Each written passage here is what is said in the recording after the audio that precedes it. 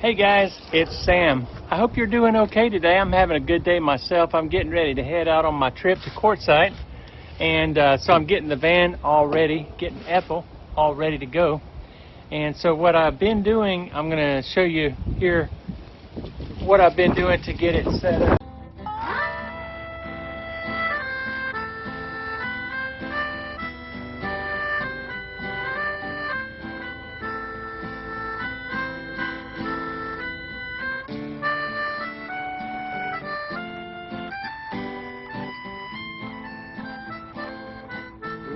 But if you're new to my channel's name is Retire Inspired, and my channel is about my retirement and my retirement experiences. And one of those is traveling in my van Ethel. And every year I will be going out to Quartzsite, Arizona, where they have the annual Rubber Tramp Rendezvous, and that's where I'm headed today. But my first stop will be in Mississippi. So let me show you what I've done in the van to get it ready to travel. Okay, you see I've got these two 20-gallon propane tanks, and so these are for my propane for my Mr. Buddy heater, but they are also for my, you can see down here, I have a Coleman stove if I want to use it with my Coleman stove. If not, I've also got these green canisters up here for my Coleman stove, and I've got some groceries in here already, but I haven't filled up, I haven't put all my grocery items in the van yet, so I've got to get things a little bit organized and bring my groceries out. But I also had this, and this is brand new. I got this at a yard sale. It is also a stove, and you can use those little green canisters on this stove, but this one is brand new, $3 I paid for it at a yard sale. And I may use this, since it's a single burner, I may use this in the van to cook on while I'm out on the road. I'm over here at my rental house because I've got my car parked here so that I can get my tools out of the back of the car and put them in the van. And also I need to fill up this 30-gallon water container, so let me do that now. So let's get the water tanks filled up, or the water tank I should say. It's just one tank, and you just take the top off here. See down there, it's nice and clean. I cleaned it out last time, made sure it was real dry before I closed it back up so there wouldn't be any mildew.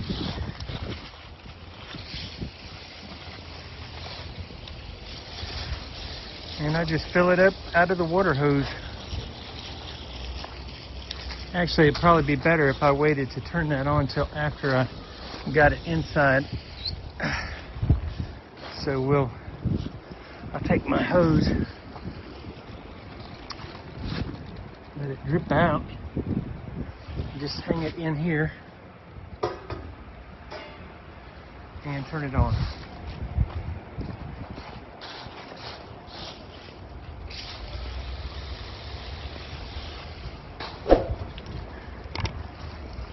Well, it would help if I closed it.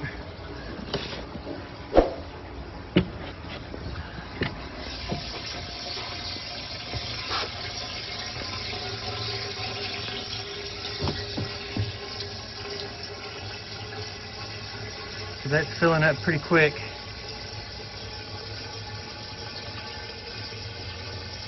And once I get this filled up, I plan on turning the water off at the street, so that I don't have any issues with freezing while I'm gone. Hey guys, well, I made it to Mississippi. I'm here in Oxford with my friend Jim Haynes, and Jim is the host of the YouTube channel called Gumball Gold. It used to be called Oxford Superhost because Jim was or he still is, Airbnb owner, and he had a YouTube channel that is mainly just about Airbnb. And if you notice, here behind us is Jim's Corvette. So Jim's going to tell us a little bit about the Corvette. All right, Jim, tell us about your Corvette. All right, this is your base model C6, 6th generation Corvette. And what these are famous for is in 2009, they gave us the LS3 engine. It's from the factory. It does about 440 horsepower. I don't know what the torque is right now. And winter has not been nice to it. It's my daily driver, and believe it or not, it's the cheapest form of transportation. Insurance is cheap, the car cannot depreciate, it only goes up in value. It doesn't rust, and parts are cheap. Also, it gets up to 26, 27 miles per gallon on the highway. Sadly, not in the city though. And what year is this Corvette? 2011. 2011, and what model is it? The C6 Corvette. C6. 6th generation, and that's what makes them famous, is that engine right there. All right, let's go around here and you can show us inside.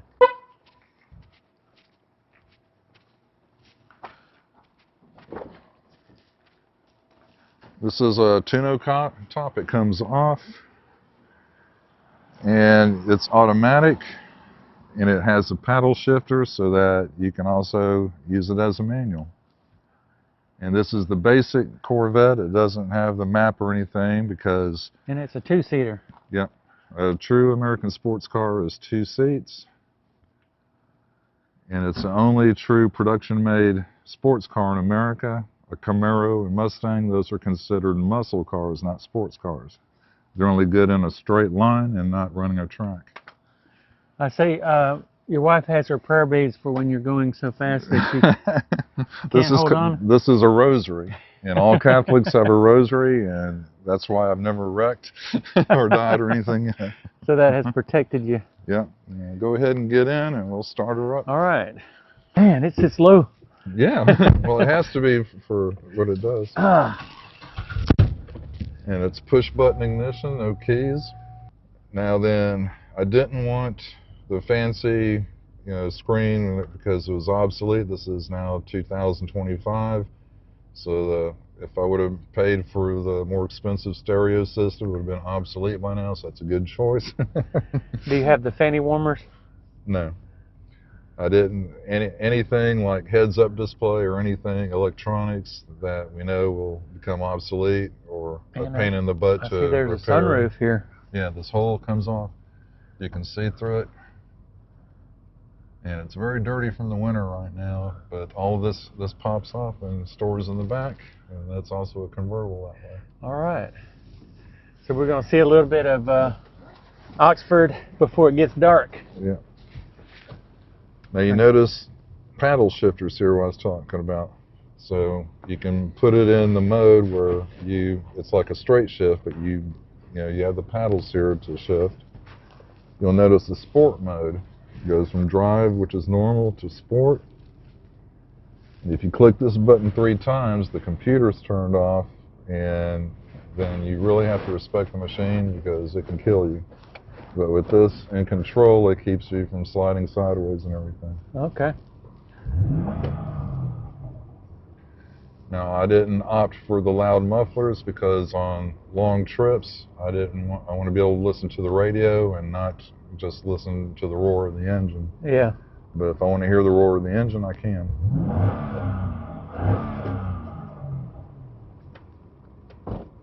Now watch out, the lady across the street might come out and start yelling at you.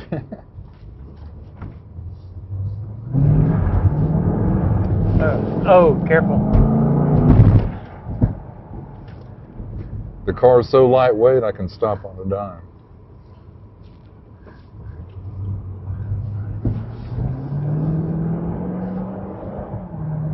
Now, I'm not in sport mode now, okay? What you just experienced, you can multiply that times 2 if I switch the computer on and off.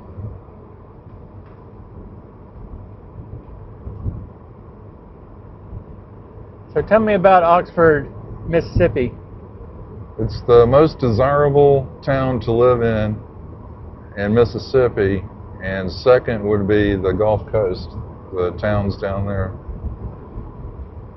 And that's it's the most desirable because of the quality of life. The real estate market's still very hot here. There's more demand than supply. When a property goes up for sale, it's sold within a week here. And here's an example of brand new houses. Nowadays, wherever they can fit, you know, residential property, they're doing it. And if you don't know, the University of Mississippi is located here, called Ole Miss. That's the largest employer in Oxford. It's the university. It's expanding. They've added more departments of education that attracts more students.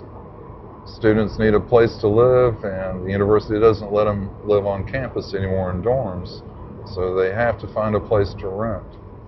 So what's the cost of living like here compared to the rest of the state? It's more expensive compared to the rest of the state of Mississippi, but it's still more affordable compared to the rest of the country, especially California and the Northeast. And what's the culture like? Very mixed. We have people from all over the world here. My neighborhood, for example, has every race represented from almost every continent. And besides, okay. Let's see, we got up to like 80 just now. You know, a short spurt, and then I back down because of the traffic. Yeah, got to. The car will go from 0 to 60 in just, I'd say, 2.5 seconds. Wow. And if I hit that button, it'll do better than that. So, other than collecting gumballs at your gumball machine locations, Collecting quarters. what do you do with your time here? Not much. I'm retired. I have an Airbnb, and lately that's been the Airbnb bust. Not many bookings, so the gumball machines, they pay the bills. And what is the average amount that you bring in with the gumball machines? It can range anywhere from $1,500. The best was $2,700 a month. Okay, and that's with how many machines? About 57. But all of this is top secret. If you watch my channel, I tell not to reveal this information. Okay, so you may trust me on my answers. You so may not trust it may me. or may not be correct. Correct. And maybe in the ballpark. So if you're thinking about coming to Oxford, Mississippi to put out gumball machines, I just want to forewarn you that Jim already has the... I've got a monopoly here. He's got the monopoly here. He's already got the place wrapped up. And so don't waste your time. It's just not in your best interest. No. We'll put it like that. But a Camaro and a Mustang, they're great. They're not competition for a straight line in a race, but that's all they're good for is a straight line.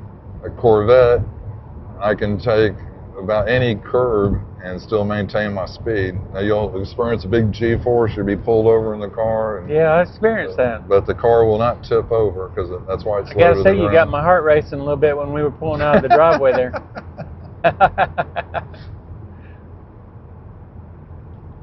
And the heater works good too. Yeah, I wish it was spring or summer. I could take the roof off for you. So what happened to your little smart car that you had? Got rid of it. It was a Nissan Leaf, the first electric car that was available to the to the public, I guess. That was affordable, beside a Tesla at the time. And the battery just degenerated down to nothing, so I sold it to somebody in Alabama that would make a power wall out of the battery. Oh, okay. And run his whole house on solar. So he basically trashed the car and uses the battery for his home solar system. Right, he just took out the whole battery. You got to restack them and rewire them together for home use.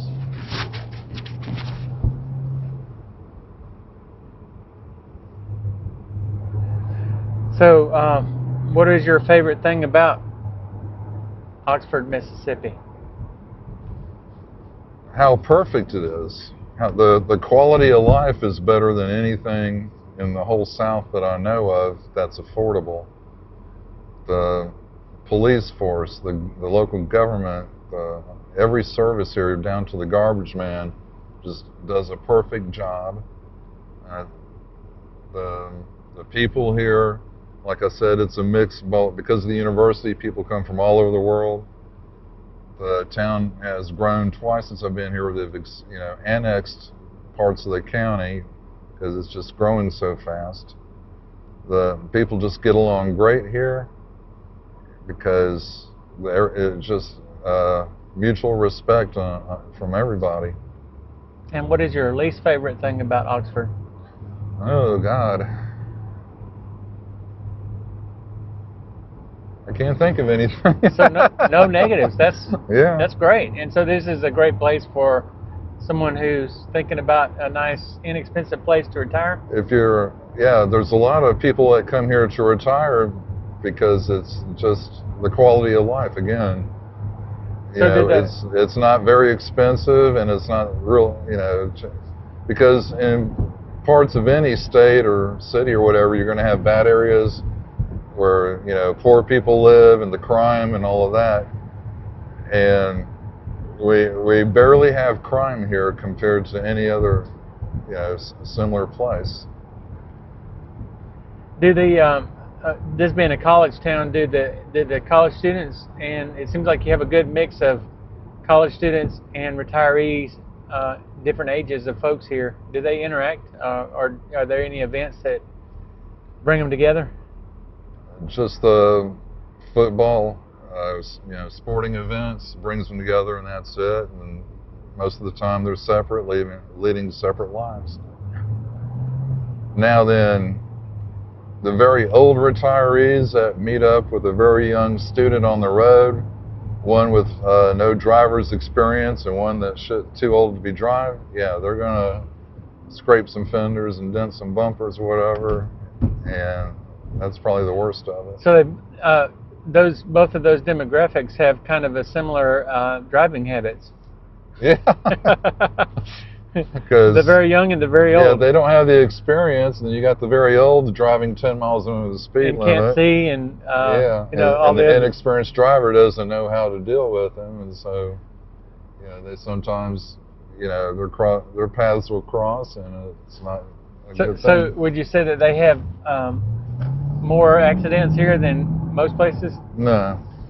We rarely have an accident here. Now, compared to Memphis, a major city to the north of here, accidents every day during every rush hour. We hear in the news, even on holidays, people die in accidents up there, and road rage. But here, only when the students are in town and the unexperienced ones, they have little fender benders. Okay.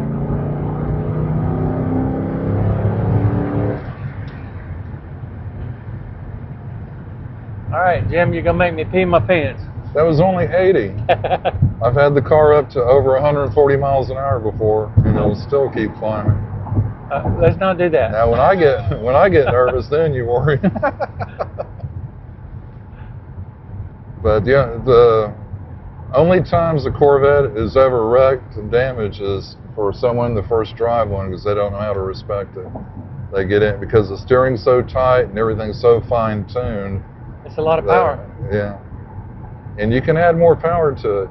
I've seen LS3 engines get up to over 600 horsepower. Have you ever had any major engine issues? Nope. An LS3 engine will last up to 500,000 miles. This one's at 108,000 right now. That's how many miles I've put on this car. I do the regular maintenance. Is that local miles or is that highway miles? Both, because I've taken this car all over the country. And when I retire to Mauritius, I'll put it on a boat and send it there, and it'll make history in Mauritius for being the first Corvette in Mauritius. So they don't have any Corvettes in Mauritius? Nope, not one. And for those of you who don't know, Mauritius is a island off of the eastern coast of Africa, correct? Yep. All right. Let's calm down. You don't have to impress me. Imagine if the computer wasn't on, what would happen? You don't have to impress me. I have to grab these prayer beads.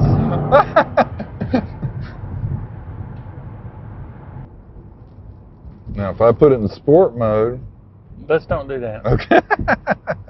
Sport mode stiffens the frame up so that you can experience more of a G-force and curves. Let's drive like you're 61 years old. It also boosts the horsepower and makes the steering tighter, makes it more set for a track scenario.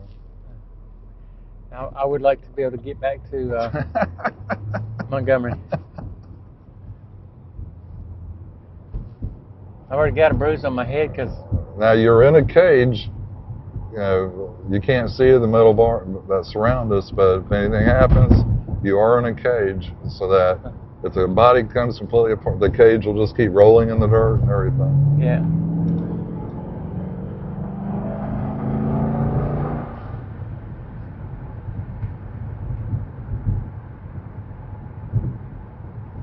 When I first got the car, my wife said, "Oh, we got to sell this," because she was scared of it. And then we pulled into Walmart. If you drove like this, I can understand why.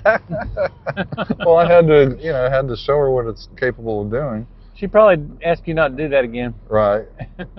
Well, the first time we got on the highway to head to Jackson, Mississippi, and I went from 0 to 60, I think under 2 seconds, and she felt the G-force, said, "We got to sell this.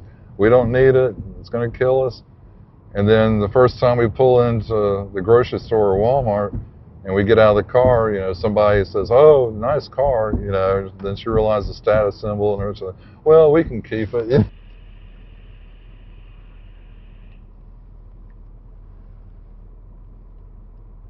And just sitting still, you can feel the power of that engine, the vibration. You don't have to prove and anything. It's a smooth vibration. It's not like a Harley Davidson where you're rattling around. Yeah. I done banged my head on this window a couple times. Oh, you got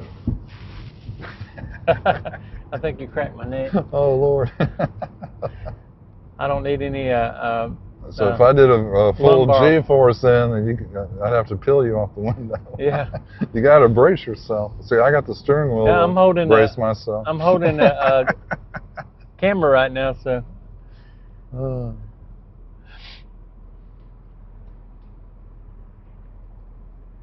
But everybody in the world, if you're not a Corvette person, assumes they're gas guzzlers. And they're only, if they are, if you want them to be. But if you drive it, like you're on your way to Arizona and you just do normal speed ups and slow downs and stay the speed limit, you'll get 27 to, the best I've gotten is almost about 29 miles per gallon. Wow. And that's what a Toyota does. That's pretty good for such a big engine. Yeah, that's what I mean. It's the most famous engine in the world for the reliability, the strength of it, and the economy of it. It saves you money. It's not like Ferrari or Lamborghini where an oil change is $10,000, or to buy parts, and it's just as unaffordable as any other American-made car to maintain. Yeah. Now, I've put in so many miles on it, I've got to change the differential fluid. I should be doing that next week or so. Now, if you let a professional get behind the wheel of this car, oh my God, that scares me even. The things they can pull off. Now, when you're at a stoplight or a stop sign and you're uphill, you're looking uphill, and you got to keep your foot on the brake. The torque of this motor, if I let off, it'll just stay put or just slightly keep inching forward. It doesn't roll backwards at all. It's just so perfect of what they designed. Now the 7th generation Corvette, to me, it's not worth getting because they don't do much more than this and lets the insurance company track what you do. And they kind of look like Mazdas in the rear. So I think the C6 generation is more sexier with the curves. The new C8s that are out, the 8th generation, they have the engine in the back and it's the latest technology and everything. But I still rather prefer this generation. Do you have a Corvette club here in Oxford? No, we should, because there's so many Corvettes here. You didn't notice my neighbor across the street. He keeps his under a cover, and he was moving it while he was messing with your camera. He was, pulling it in on the other side of his driveway. I guess he's keep it safe the snow we're supposed to have. But and if you drive the Corvette, you see how all roads got a curvature to it, so the rain drains off. You can literally feel it in the steering. And if any one of the four tires, the pressure changes where one's more than the other, then it feels like you got to fight it to keep it on the road. So that's something I don't like about a Corvette, is you always got to maintain that perfect tire pressure to really enjoy it, where you're not, it feels like you have to go get a front end alignment to get it back in the line.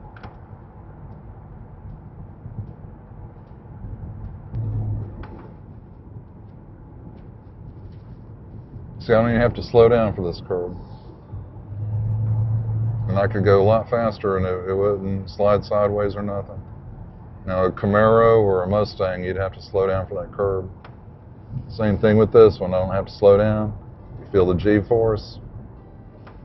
The car doesn't even feel it. And I could go 3 times the speed that we're doing now through that curve. Yeah, you're making that sign blink. Yeah. Now, if I was a policeman, I'd sit right there and watch that sign.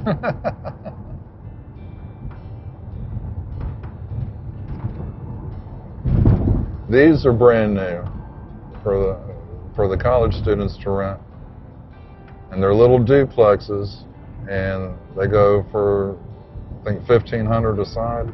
So the landlord's making $3,000 per unit a month. All right, guys, I'm going to close this video out now, but I wanted to introduce you to Jim's wife. Jim, why don't you go ahead and introduce your wife? This is my beautiful wife, Josie. We just had our 15th wedding anniversary, and we're loving it here in Oxford. Yeah, and I've had a good visit here. I've just been here for today. I spent last night in my van outside, and I'll spend tonight in my van as well. So hopefully I'll be able to stay warm. There's supposed to be a winter weather coming through, and I'm trying to outrun it tomorrow. I want to try to get to Arizona before it gets too cold and get away from that snow and cold weather, because they're supposed to get about 2 inches of snow in the next couple of days. So, but I wanted to thank these guys for hosting me and letting me come and visit them here in Oxford, Mississippi, and spend some time with them. They've been very kind and generous, and made me breakfast, and she cooked spaghetti tonight, and it was really delicious. So I just wanted to let you know how much they've been really good and kind and took care of me while I was here. So Anytime. First leg of my journey out to Quartzsite, Arizona, and it's going to be a good time out there and making memories on the way. So yeah. It's good to be your friend. And if you haven't already checked out Jim's channel, it's called Gumball Gold. I'll put a link to it in the description below, but I'm also going to put it here on the screen so that you'll have the name of it. But Jim puts out a video about it once every week, and I'm trying to get him to put out more. So if there's any breaking news in the bulk vending world, you want to check out Gumball Gold. Absolutely. He is the king of gumball machines. And Josie is a very kind lady, and I'm glad that I finally got to meet her. I feel like I knew her already through Jim, but yeah, we've known each other for years, but this is the first time we've seen each other in person. So. Absolutely. Yeah, how long has it been? About 3 years? No, more than that. 4? Before the pandemic. Wow. No, wait a minute. Because I was doing Airbnb videos before the pandemic. So, I don't know. I don't want to waste y'all's time doing the math. Well, if you made it this far in the video, thank you for watching, and make sure and come back and join me the next time I make a video. And if you haven't already hit that like button and thumbs up, be sure and hit the like and thumbs up. And if you're not yet a subscriber, please consider subscribing to my channel. If you are a subscriber, make sure you hit that notification bell and come back and visit us next time. We love you guys. All right. Howdy toddy, y'all. Bye-bye.